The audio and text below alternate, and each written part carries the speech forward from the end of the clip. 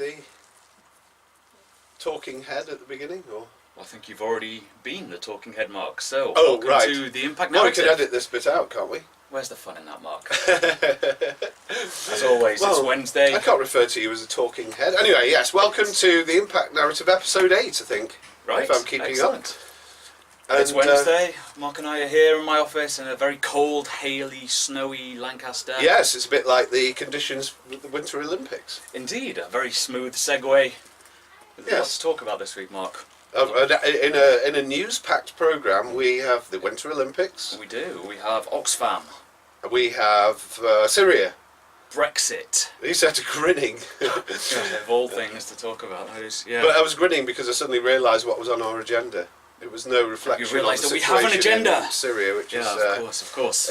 Yes. Oh, and we could also maybe touch upon other developments in the Middle East, particularly in Israel, which also could be linked to South Africa. Exactly. Well, let's see how we get on today, Mark. There's a lot to cover, and as always, we have about half an hour, and the clock is rapidly ticking, so I really should wrap up this little introductory context. Yes, we should. With no more digressions, let's get straight on with it. Indeed. So. That's wasted another 30 seconds. I think so. So, Mark, Simon. As of last Friday, I think it was, the Winter Olympics has started. Is this something you've been following keenly? Well, my cowbells are out.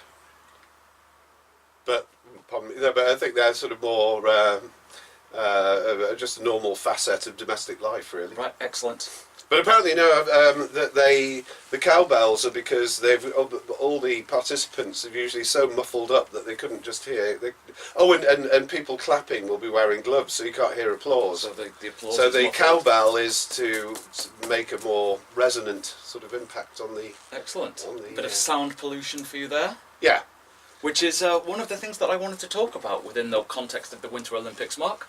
Okay, sound pollution, fine. Yeah, well, not topical. so much sound pollution, but the environmental impact. There's been quite the criticism of the Olympics, in the sense that there's been a process of deforestation. For the Olympics? In order to create some of the downhill runs for the skiing and for the snowboarding. I thought that would make it more fun, sort of more tangible obstacles. As someone who's spent time in the woods on a mountain trying to dodge trees, it certainly is fun. Difficult. There you are, yeah. So, not only is it damaging the planet, it's also the spectators' enjoyment is being impaired, and the participants. Because they're all being blown in the air anyway, aren't they? And all our people are falling over. Well, that's what one does when they're blown in the air and... Yeah, but this one was in a stadium or, in an enclosed space and fell over. Oh, right, okay. What sport was this? The speed skating thing. Right, okay. Which just seems to me an incredibly random thing where they're all going to bump into each other. If you're drawn anywhere, if you're drawn on the inside, you just go as fast as you can and you've won. Because nobody's going to be able to get past you. But then the struggle is to get onto the inside. Yeah, but they're drawn in lanes. But then you still compete to get to the inside point. Right? Well, you do, but you compete and lose if you're not drawn in lane 1. Right, interesting. So you just park the bus. Right. In lane 1. Jose Mourinho tactic, although that didn't particularly work against the Toon. No! Gloat indeed. Anyway, so that's the Winter Olympics. So there's a political aspect as well as a tree and blowing over aspect. And so obviously there is the environmental concerns, which the South Koreans have said this will not be a long-standing issue and that trees will be replanted, there will be reforestation. Although some environmentalists have said that's not good enough because some old, ancient species have been destroyed. Right. Which is a little bit disconcerting. But I think there are two political issues that are worth stressing and just spending a little bit of time on. The first concerns Russia and the doping allegations. Right. So a number of Russian athletes have been suspended for doping. What, at the Olympics? Well, prior to the Olympics. Oh, well, we know all that. And so they can only go in with the flag of athletes connected loosely with Russia or something they're called, aren't they? I think that was the definition, yeah. Yeah. But obviously in Russia there's the suggestion that this is a political decision. Yeah. Rather than a sporting decision or a doping-related decision. It's viewed very much through the lens of international politics and the sense that this is a decision designed to damage the Russians' reputation. Yeah, which, in other respects is spotless. Of course. So we've long seen a history of this with the Olympic Games, with the games taking on a political dimension, perhaps more so than other international events. Yeah, very much more so. Yeah, well, but we know the Moscow Olympics. Yeah, and exactly. Yeah, I think this the summer's good old World Cup days. could be quite interesting in that regard. Well, yeah, but then again, the trouble is that the decision to hold that competition in Russia was so controversial that I guess now people are going to be saying, I don't know if the Russian football team is suspected of maybe having some kind of chemical stimulant. They certainly don't seem to be doing very well. Well, having had a Russian player in the Arsenal team, I can certainly assure you he had no stimulant whatsoever. No, alas. Anyway, yes, so that's number the one. First Yes, and then the second one is the reunification of Korea. Yeah. In name alone, perhaps. Well, no. In one sport. Is Yeah. it one sport? Well, certainly one, and the cheerleaders, And the apparently. cheerleaders who've been chosen on the basis of their looks and ideological purity. Yeah. Which I think is a wonderful combination. Yeah, well, exactly. It's just like a combination of Hollywood over the years, isn't it? And, you know, the McCarthyite thing Well, exactly. didn't get work unless you're ideologically pure. So the West is kind of, as always, North Korea is following where the West has led. But I thought it's quite interesting that given where the games are being held, there has been this dialogue that's resulted in a unified Korean team. In spite of all the tensions, in spite of the escalation, this perceived military escalation in recent months. Yeah, but I mean, the obvious thing is that North Korea has managed to get a lot of very positive publicity without spending a single, Of course. whatever the currency is, on the games themselves. Yeah. But yeah, no, it's all very well. It just shows that politics and sport. Some people used to say you've got to keep them apart, but you I can't. think it's increasingly difficult to do that.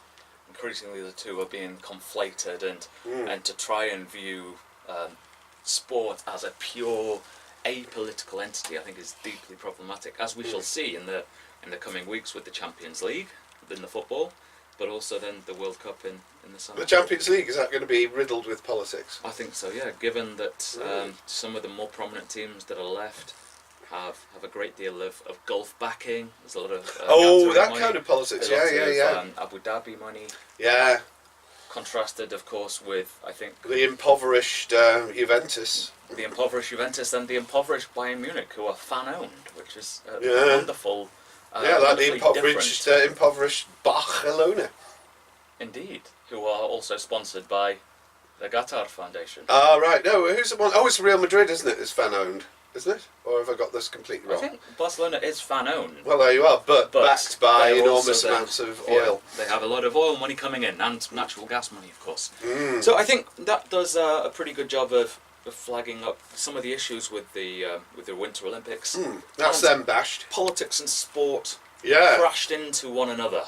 Yeah, but hopefully in a positive way. I think and so, yeah, and of course it seems that Mr. Trump hasn't commented very much on all this. I don't know. I might have missed it, but No, although there was a photo that was doing the round on social media of Mr. Trump actually at the Olympics. Ah. But it wasn't him. of no, course. no. What It was it was look an alike? imposter. Right. What, somebody with similar hair? Indeed. Oh wow! Yeah. They must have combed the world for that. Well, they did, and they also found Combed the world. Never mind. Hair. Taxi, anyone? They also combed the world for a doppelganger of the North Korean leader as well, Oh right. whom they put next Was to that one his sister? another. Is she a doppelganger? I don't know because I haven't really. I don't know. No. Possibly Yeah. not. Moving swiftly on. Speaking of crashing into things and destruction, I thought, Mark, it might be useful to revisit the Syrian conflict just briefly. Right. Okay. Given recent events, given the suggestion that the UN was trying to hold the final round of peace talks that said, look, if you don't have peace now, we never will have peace. And there were reports today of a US strike on allegedly Russian forces who were, Whoops. or Russian mercenaries perhaps, Right. who were aiding the Assad regime.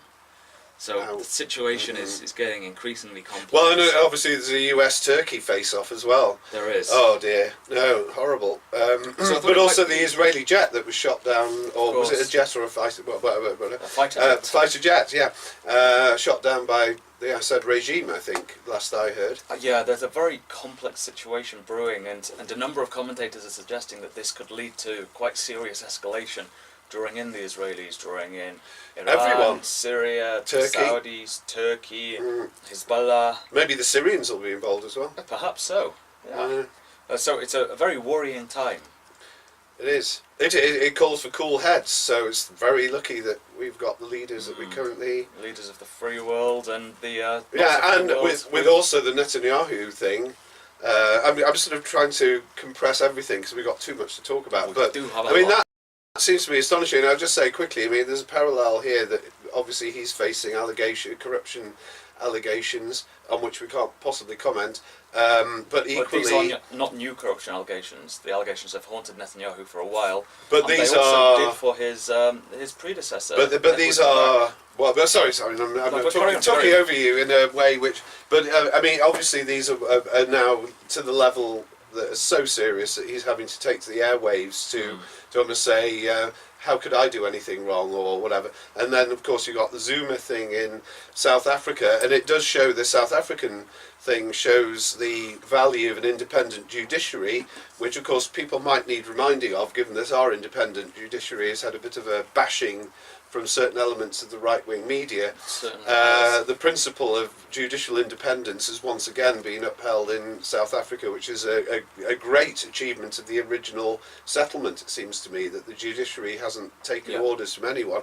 But also in Israel, it seems that the police are pursuing the allegations against the Prime Minister without, normally you would think that in any kind of regime which isn't 100% liberal democratic, there'd be pressure on the police to drop these things, but it seems, that they again, the independence of these arms of the state is being vindicated in Israel.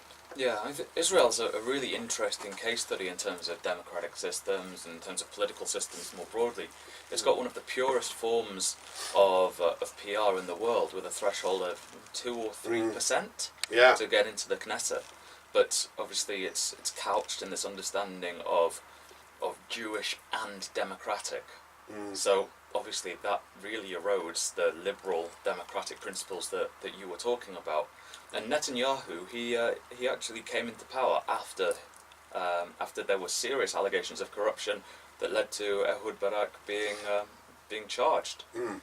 So yeah, but then you would have thought that perhaps a cynical observer would think that Barak being a moderate, I would have thought in that context that maybe the same thing wouldn't be applied to Mr. Netanyahu, but clearly. I think it's worth stressing, though, that the political spectrum in Israel is not necessarily at the same angle as the political system elsewhere, and that I think it's best viewed as sort of picked up and moved a few meters or hundreds of meters to the right. So someone who is moderate in the Israeli context. Oh yeah. Oh no, well Barak, but that again makes it more surprising that somebody like Netanyahu, who is such an outspoken champion of quite robust, shall we say, policies, is potentially being undermined by elements within his own system that a cynical outside observer would assume would be very much behind him. Yeah, of course. And this is all happening at the time where there is increasing debate in the Knesset about this nationality law. And that, of course, is deeply problematic legally, philosophically, religiously, politically, with regard to what it means to be an Israeli. And there's talk that to be an Israeli you have to be Jewish. And that will be hugely problematic for a range of people, and also for the peace process, if we can even talk of a peace process anymore. Because all of the Jerusalemites and the Palestinians that I speak to are saying, well, Oslo is dead and it's long dead. So why we're even talking about a peace process, I don't know. But that itself, Mark, is probably a discussion for another time. But I do think it's worth keeping a close eye on the Levant because of this conflation of particular issues. I mean, in Syria, you've got a complex interaction of actors from states to non-state groups. who are operating across state borders, who aren't necessarily restricted to what's happening in their own states. And that, of course, risks pulling in a number of the neighbouring states into a conflict that is potentially incredibly worrying. As you said in an interview that was quoted by the Daily Star, I believe. The Express. Oh, the Express, same thing. And that's another thing, of course, the Daily Star and the Daily Express, probably as a result of the fake news about yourself, which we exposed exclusively on this programme, that the owner has decided to sell up. Richard Desmond, a very upstanding individual, Indeed. has sold out to no less than Trinity Mirror. And I was looking this morning at the headlines, because Trinity Mirror supposedly being linked with more of a pro-Labour thing, that there was some kind of intimation that the editorial policy of the Daily Star and the Daily Express, etc., wouldn't change as a result of this. And this morning's headline in the Daily Express was... Do tell. House prices soar by 1% or something. Right. Oh no, £1,000 per house. Right. Something like that. Which of course is around... It's less than 1%, isn't it? If the average house... Yeah. So soar by... So in cash terms... 7%. So, nothing changes at all. Indeed. It's business as usual. Yeah. Yeah. And obviously the headline is so big that there's no room for any textual backing for this thing. Contextual development or So argument. it's great. A wonderful British tradition is being upheld. Wonderful. Well, I know you're a big fan, Mark. A big fan. Well, I'm more of a fan, funnily enough, because it is so idiotic. It is surreal or whatever, that I much prefer it to the Daily Mail. Of course. But now, what else on our agenda? Packed agenda. Yes, packed. I think we need to touch on an issue that's been dominating the airwaves and the news cycles recently, and that is Oxfam. Oh yes. Which is obviously a very serious set of issues that spawned a number of independent yet interrelated stories. So, Mark, do you want to take us back to 2011 in Haiti? Yeah, well, the trouble is that so many of these things fold into one, and Exactly. you forget. But I mean, the main thing from our point of view is, there's emergency relief, and it seems that members of the relief team were interested in, in things which were perhaps you would say not only irrelevant to what they were there for, but also treating the inhabitants with a degree of contempt, almost using that scenario as an opportunity to behave in ways which even back home would be seen as reprehensible. And it's not just that, of course, it's using the mechanisms and the structures of the organisation to try and facilitate these carnal desires. Yes, which is, and I think it is at least in part of the general spirit, that behaviour of this kind, and it is about abuse of power again, isn't it? I mean, these are people who are almost apparently saying things like, if you want us to cooperate with you properly and you want disaster relief, then you're going to have to provide us with this kind of immunity.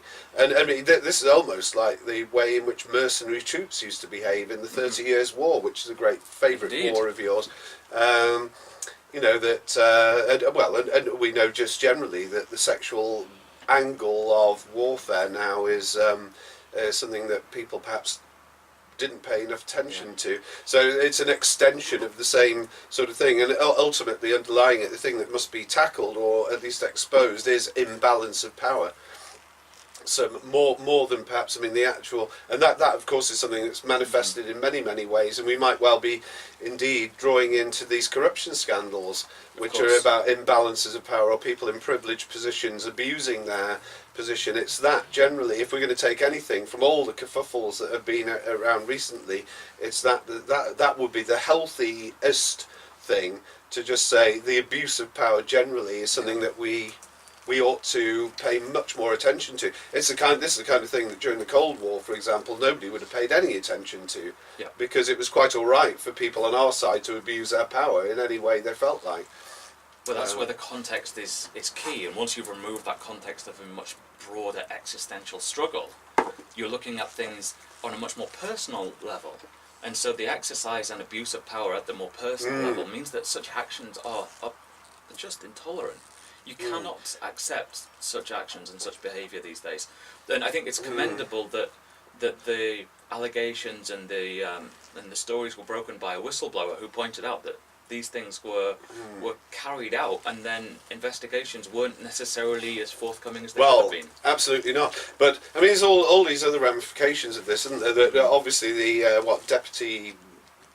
I pointed out in a book I wrote about 11 years ago the tendency of charities to behave as if they were businesses, and to give each other titles like chief executive and all this kind of thing, which really suggested that institutionally they had taken their eye off the ball, the main ball, which is actually helping people in genuine need. And that would seem, what's happening now would seem to be part and parcel of this, that if you're a rich company going to invest in a developing company, then this is exactly the context where prostitutes may be laid on or whatever for the same kind of abuses are typical of, again, imbalance of power, imbalance of wealth, etc. And it seems that Oxfam tried to resolve the problem by somebody's head on a platter, but it seems like the whole organisation is riddled with problems which are more characteristic of corrupt regimes. So, and this is the thing about pressure groups generally, that people think pressure groups are countervailing forces,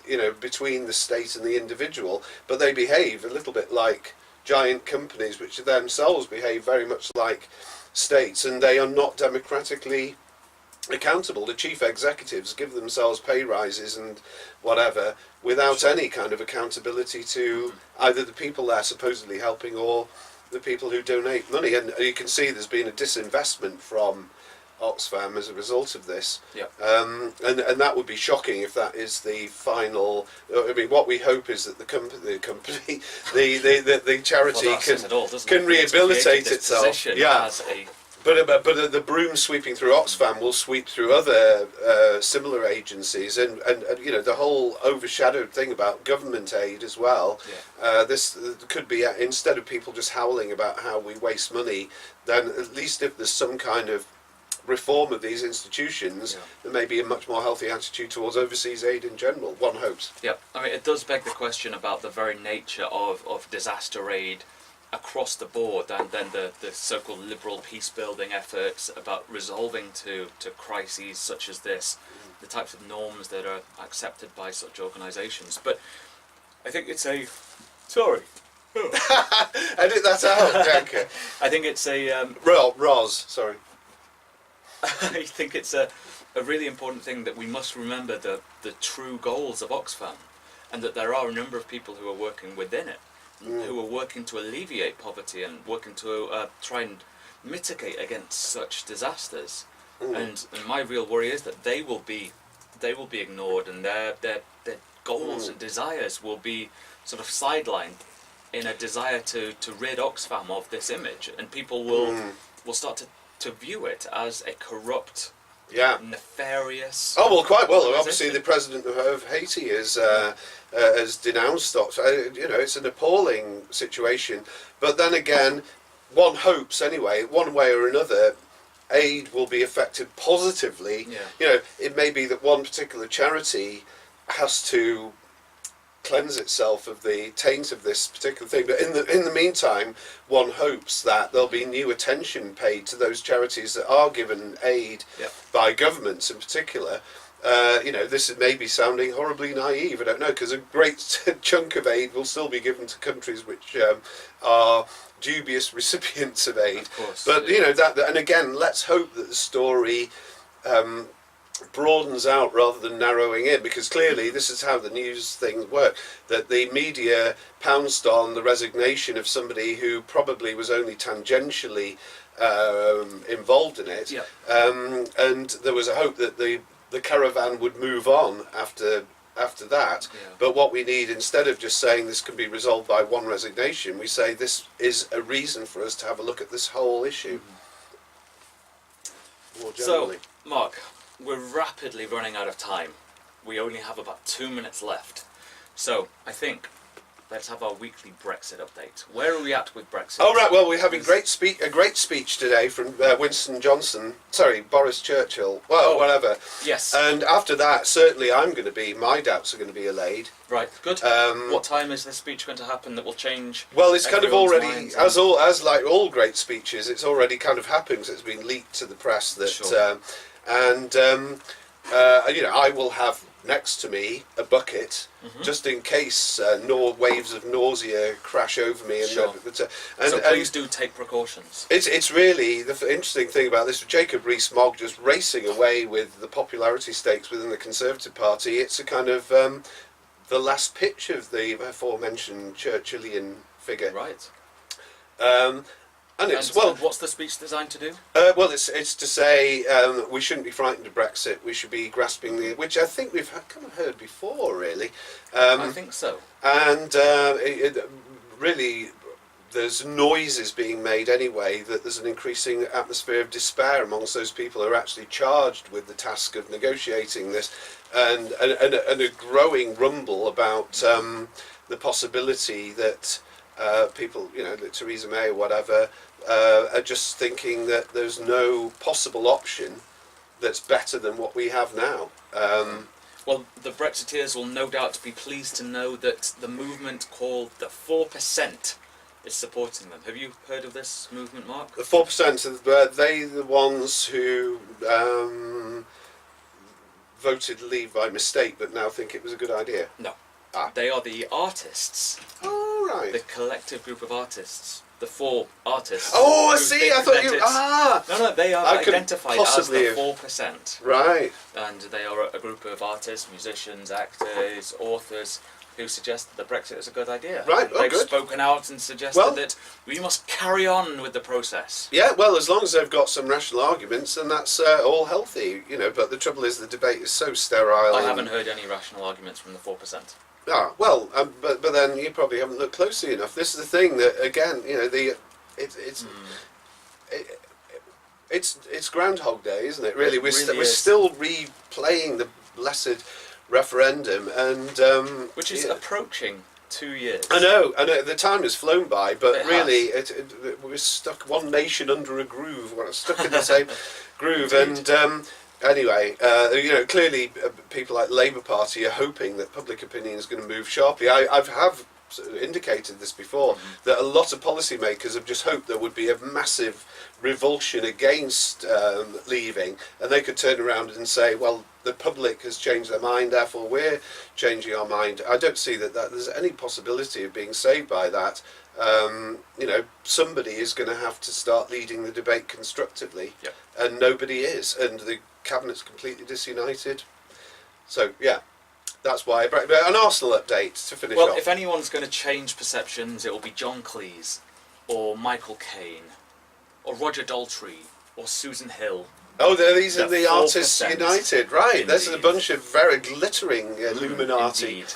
Yeah, I've certainly got my vote now. Well, good. And on that note, Mark, I think we're out of time. Yeah, so, Arsenal playing tomorrow? Thursday.